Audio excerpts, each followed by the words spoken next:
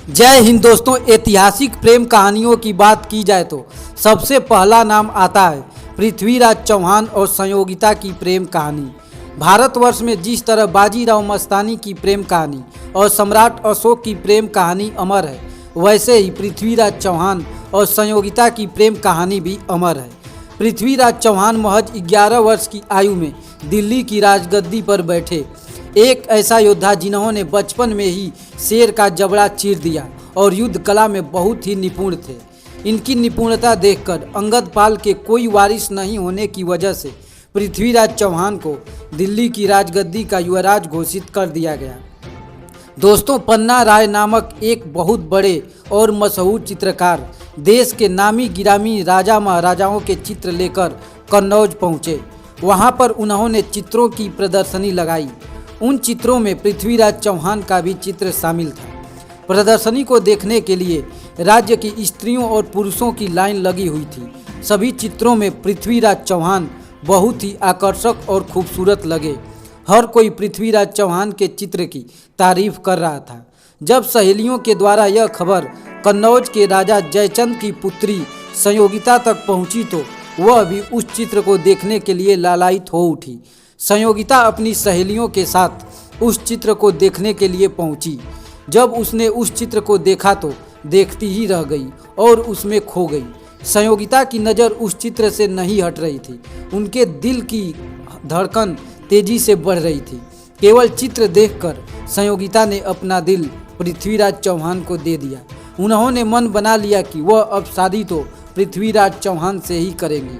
यहीं से पृथ्वीराज चौहान और संयोगिता की प्रेम कहानी की शुरुआत होती है।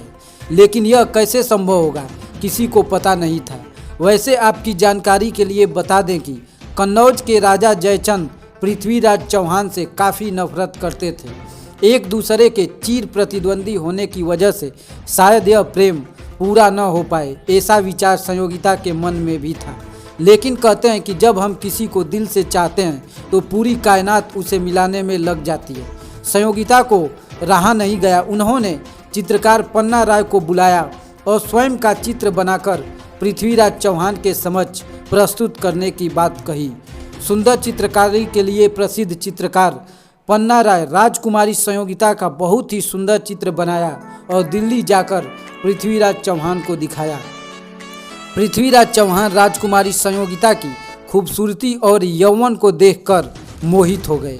जिस तरह राजकुमारी संयोगिता ने पहली ही नज़र में पृथ्वीराज चौहान को दिल दे दिया, वैसे ही पृथ्वीराज चौहान भी दिल हार बैठे।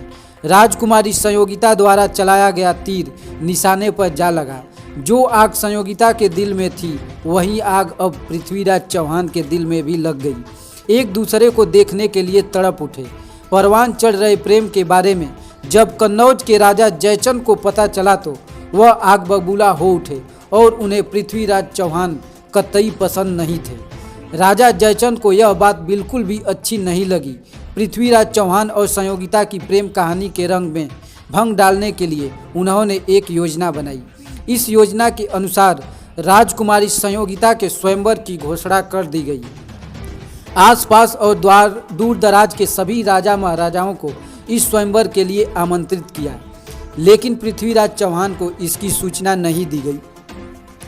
पृथ्वीराज चौहान का अपमान करने के लिए द्वारपाल की जगह पर पृथ्वीराज चौहान की मूर्ति लगा दी गई। लेकिन स्वयंवर के दिन राजकुमारी संयोगिता ने किसी दूसरे राजकुमार की तरफ देखा तक नहीं और वहां पर लगी पृथ्वीराज चौहान की मूर्ति को ही वरमाला पहना दिया। यह देखकर सभी राजा बहुत क्रोधित हुए। संयोगिता के पिता राजा जयचंद को बहुत गुस्सा आया, लेकिन तभी वहां पर पृथ्वीराज चौहान आ पहुंचे। राजकुमारी संयोगिता ने वरमाला पृथ्वीराज चौहान के गले में डाल दी। पृथ्वीराज चौहान संयोगिता को अपने साथ लेकर दिल्ली आ गए। दिल्ली आने के पश्चात हिंदू रीति रिवाज एवं संस्कृत के अनुसार उन्होंने विवाह किया। राजा जयचंद पहले से ही पृथ्वीराज चौहान से जलते थे और शादी के बाद वह पृथ्वीराज चौहान के कट्टर दुश्मन बन गए। एक कहावत है, दुश्मन के दुश्मन दोस्त होता है। मोहम्मद गौरी, जिन्हें पृथ्वीराज चौहान पहले ही 16 बार धूल चटा चुके हैं, ये सब देखकर राजा जयचंद और मोहम्मद गौरी ने हाथ मिला लिया और राजा जयचंद ने अपनी पूरी सेना मोहम्मद गौरी के पास भेज दी और पृथ्वीराज चौहान के खिलाफ युद्ध के लिए ललकारा। दोस्तों, आज भी हमारे देश में एक कहावत प्रचलित है, जब भी कोई गद्दारी करता है या नमक हरामी करता है या फिर अपने घर परिवार का कोई व्यक्ति दुश्मनों के साथ खड़ा होता है तो उसे जयचंद कहकर पुकारा जाता है। यह कहावत की शुरुआत यहीं से हुई। बहुत भयंकर युद्ध हुआ। इस युद्ध में पृथ्वीराज चौहान की हार हुई और उन्हें बंधक बना लिया। मोहम्मद गौरी युद्ध में हुई हार का बदला लेने के लिए पृथ्वीराज चौहान की दोनों आंखें फोड़ दी।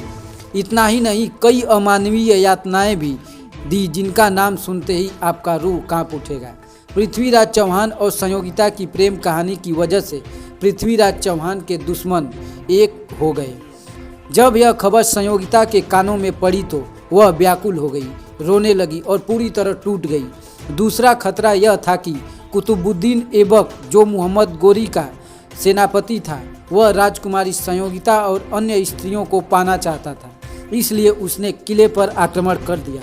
जब तक कुतुबुद्दीन ऐबक लाल किले के अंदर पहुंच पाता, राजकुमारी संयोगिता और अन्य स्त्रियों ने कुंड में आग लगाकर स्वयं को अग्नि कुंड के हवाले कर दिया। दोस्तों, इस तरह पृथ्वीराज चौहान और संयोगिता की प्रेम कहानी का अंत हो गया। दोस्तों, ये वीडियो आपको कैसा लगा कमेंट बॉक्स में ज़रूर बताइएगा।